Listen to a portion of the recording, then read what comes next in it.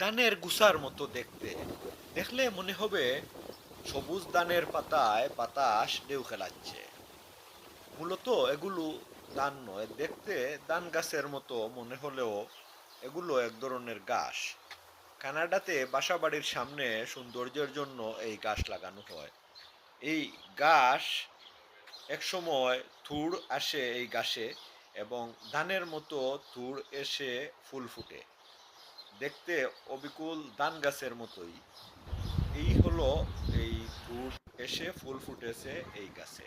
এভাবে মূলত সৌন্দর্যের জন্য বাসাবাড়ির সামনে এই গাছগুলো লাগিয়ে থাকেন কেউ কেউ। অনেক ধনী মানুষরা, অর্থাৎ যেখানে রিচ মানুষের বসবাস, সেই সব বাসাবাড়ির সামনে এই গাছ লাগানো থাকে। খুব সুন্দর গাছ।